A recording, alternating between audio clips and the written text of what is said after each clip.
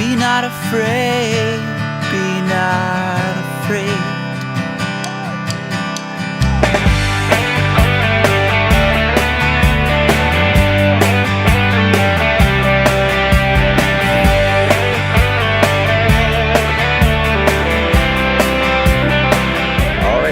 Welcome back to another episode of the Arizona Adaptive Water Sports Awesome Podcast.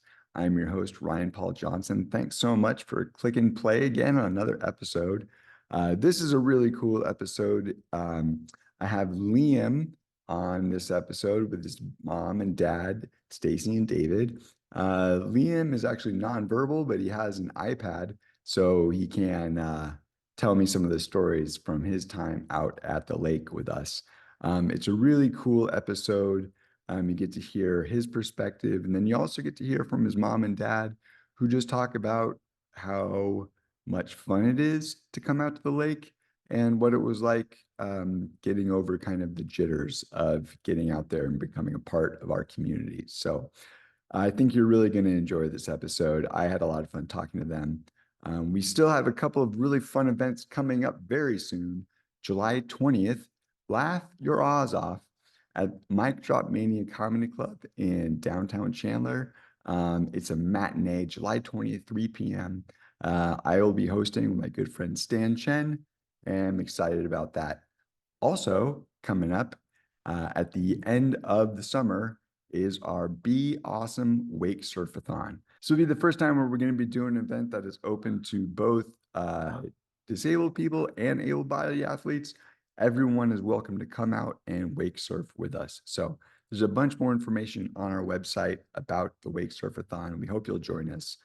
Check out the details. And if you don't want to come, you can still support one of our athletes by being a sponsor. So thanks so much for tuning in. Check out our website. It is arizonaadaptivewatersports.org. You can find out more about what we do and the programs that we still have coming up later this summer. So enjoy, and we will hopefully see you out there at the lake coming soon, you know? All right, everybody, be awesome. And yeah, just be awesome. That's it. Enjoy. Come here, come say hi to Ryan. I know, come sit right here. Look, you could pick a story and you could tell Ryan about your time at the lake.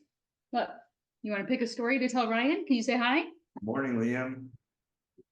Remember seeing Ryan at Lake Havasu? Yeah, he's really good at skiing, huh? Yeah, say hi. Hey, buddy. Good morning. Make that full screen. And there's There you Liam. go. Awesome. Hey, Liam. Thanks A for little joining. bit. Morning, buddy. Yeah, we can scooch in a little bit. That helps. Cool. Yeah, there you go. There we go. Hey, good morning. Hi, Ryan. Buddy, how you doing?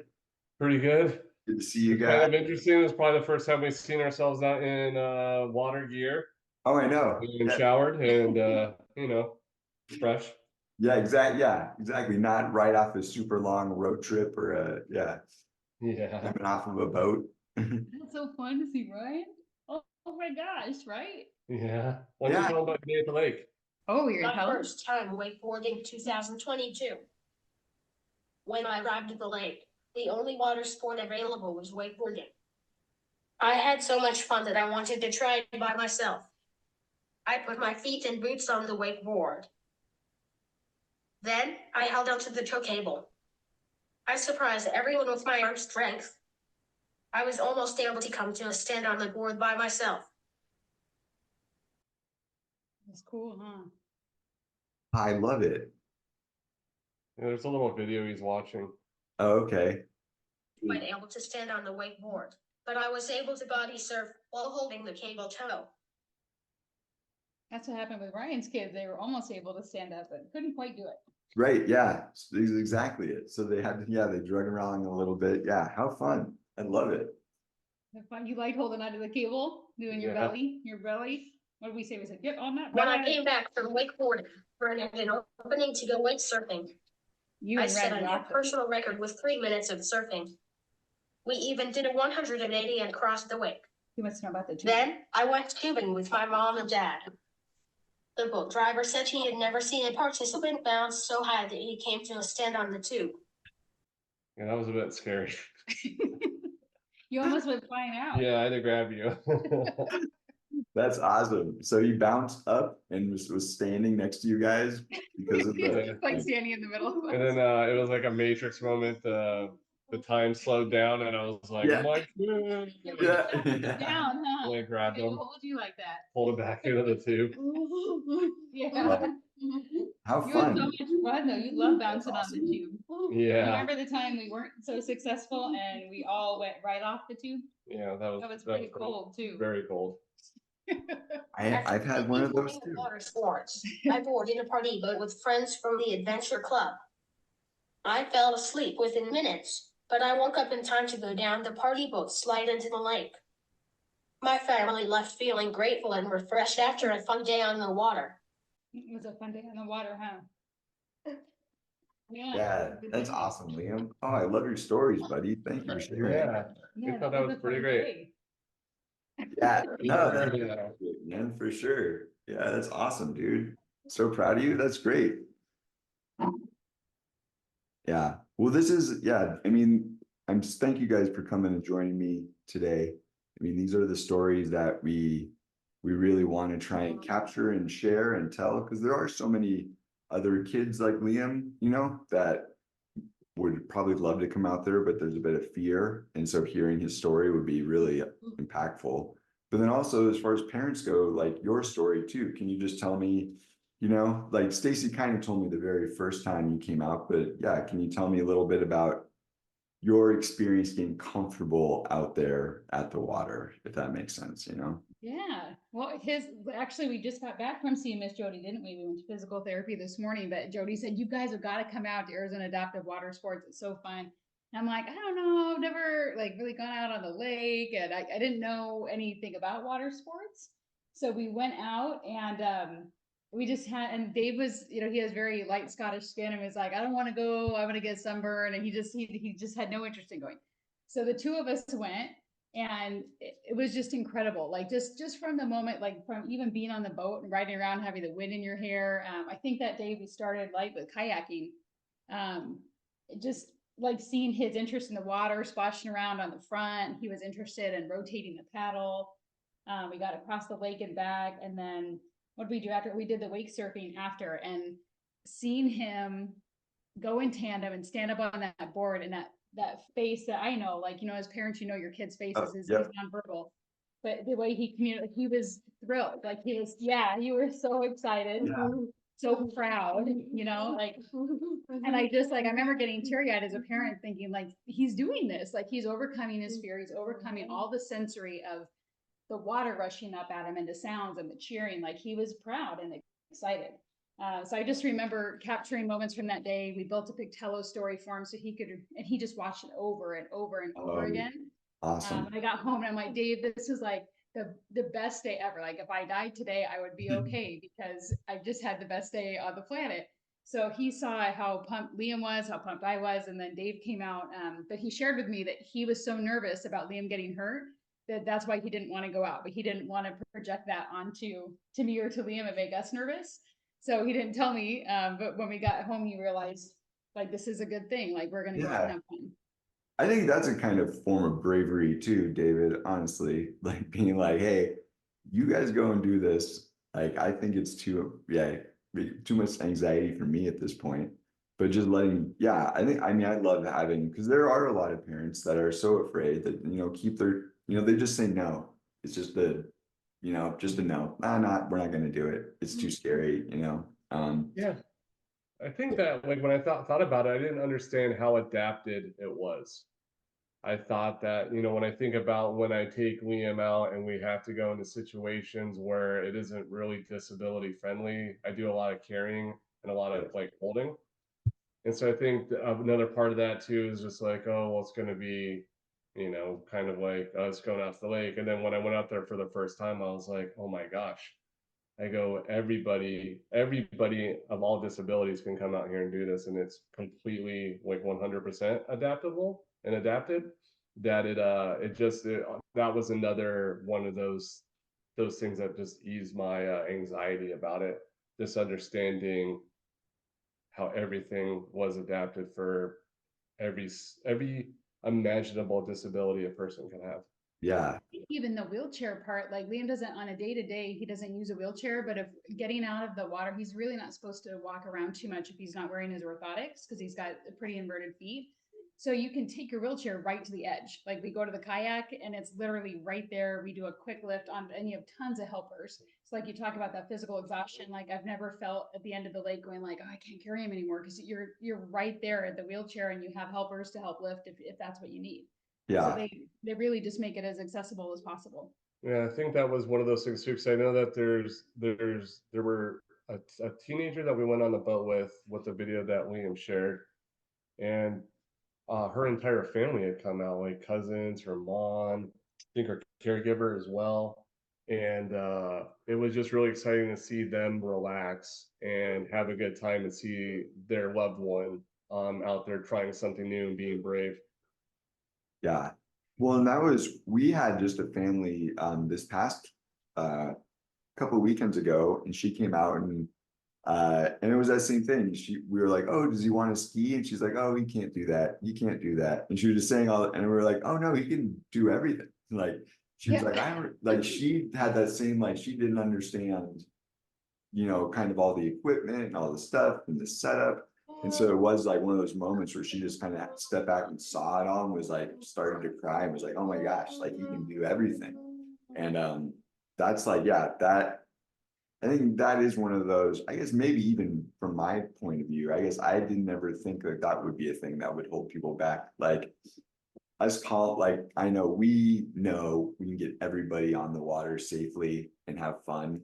But yeah, there is for sure a block where parents don't, if you've never seen it before or never experienced it, and your only experience is like most places where they call it adaptable, accessible, and it's not, or it's like not really.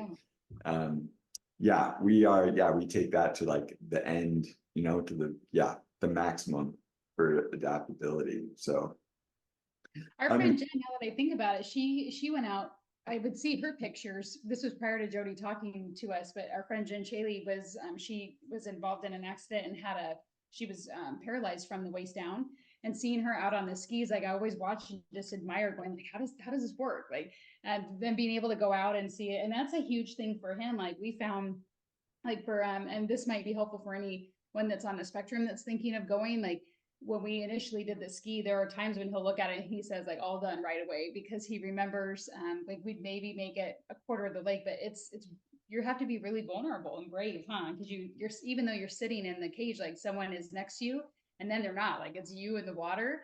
And there's so much happening, like the water splashing up, the engines roaring, just the motion that's all there. You've got this new equipment around you, your parents are cheering you on. So we actually found that letting him, we have 2 pairs of headsets. We bring one for when it's dry and one on the water. And they dry out super fast. Like the little sponge things on the inside, you can wring them out. So we found that he started loving it even more when we let him wear his headset out on the water. It made all the difference for him in skiing. And now he'll go like 2 times around the lake at Havasu and he's just having fun. And that's a great tip to know too, like knowing your kid and knowing the athlete. And I mean, that's all part of the adapting anyway, I mean, that's all part of it is making sure that the equipment works right for you and adding whatever it is you need to add. That's been this past summer has been a great experience for me. I've started training people how to like take care of us in the water. And that's been my first like, oh, there's a lot. The athlete has so much power here to, make it work for them. And I really love, that's great. Just that simple tip of adding another piece that he always has all the time. Yeah, I love it. So Dave was talking about the last time we were out on the water, it was on Havasu, and he had a major hip surgery back in November. So it was really his first, he got released to go back to water sports, but we weren't, we weren't sure what all he was going to be able to do or how comfortable he would be. And he did the skiing, he did the tubing, he did the kayaking. When it came to wake surfing, he seemed like he wanted to go. And in the past, that's been one of his favorite. But he did not want to go. Like he was like, all done. We got him in the water just to see if he would change his mind. He didn't want to. But David's just talking about the value of seeing other adults and role models out there, like seeing other people be brave, and like no matter what level of ability you have or how able-bodied you are or not, like there's value in like taking your kid out and having them see other people do it. Yeah, a lot of strength out there, like physically impressive people that it's cool to be around, I guess, world-class athletes in that regard, where you can tell the amount of strength training and physical therapy that happens for them to be really good at the adaptive version of wakeboarding, because that was just super impressive, because it's almost like your arms have to make up for your legs. And so your arms, shoulders, and like the physics of everything has to be taken into consideration for you just to even be successful at it. Like there's, when you're in the little thing that he does where he's getting, dragged on a ski with it's like a little boat. The wake surfing is really impressive because it's getting up onto the wave, surfing the wave, and him seeing adults and other, it's mostly adults that he sees doing it, and sometimes teenagers. I think he gets inspired seeing people do it. And I mean, we get inspired seeing people do it because it's fun. But you remember that time Ren grabbed your friend? She was like 10 or 12, and a really tall girl, and just seeing Ren, like knowing how tough it is just to wake surf in general, like he held her like a what do you call it, like a koala hold, like when you hold a kid from the front and they strap their legs around you. Yeah. And they wake surf the whole, I mean, minutes. It was a long, it was a long ride that they had. That was a lot of strength for both of them, because she had to be brave and get out there and hold, and he was, he had to be able to stand up on the board while holding the weight of somebody. It was incredible. Yeah.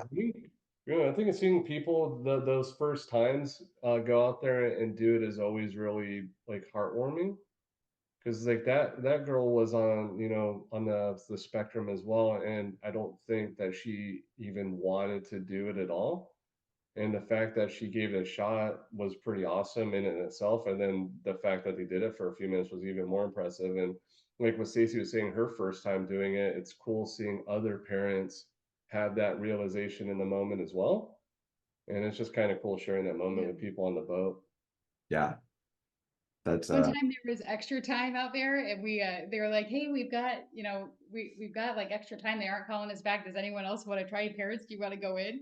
And I had never tried like wake surfing. I could not even get on the board. I got closer on the second run, but just realizing how much physical, I mean, he falls asleep right after all the water sports, like knowing how hard he's working to get out there and do it.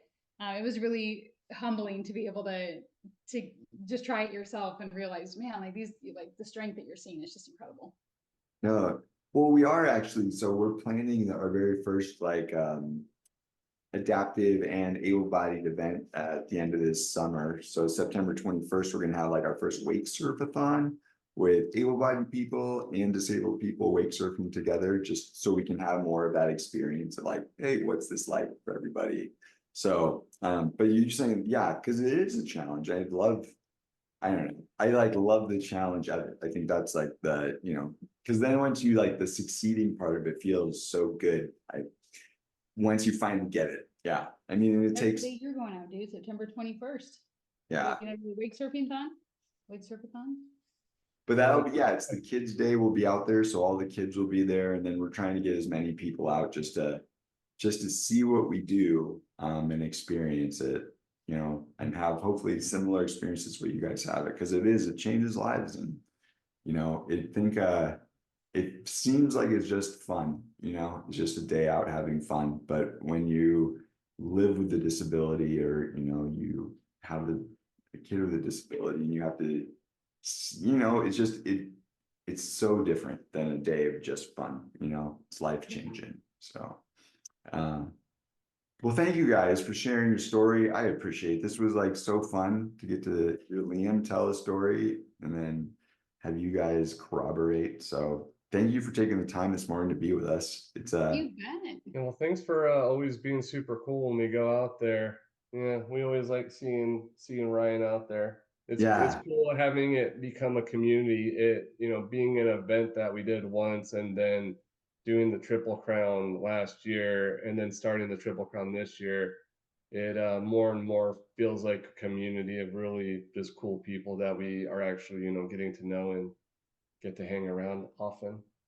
No, yeah. And then that's totally my experience too. From the very beginning, it's like you're kind of overwhelmed. You go out there and like everyone is excited to see you, but you don't really know anyone yet.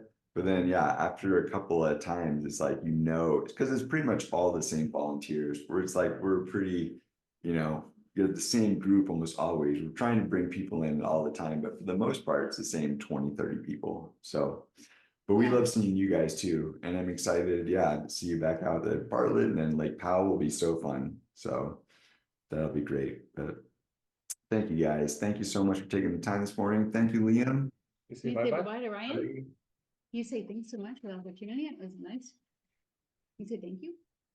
You bye. Yeah. And then thank you. Oh. Thank you, Thank Liam. you. I appreciate you coming, buddy. All right, bye, Ryan. We'll see you in a few Bye. weeks at the next one. Sounds good, man. See you guys in a few weeks. Thanks so much. Bye. Talk to you later. Bye-bye. You did great. Be not afraid, for love is near, and perfect love drives out all fear. Be not afraid, be not afraid. Be not afraid, for love is near, and perfect love drives out all fear. Be not afraid.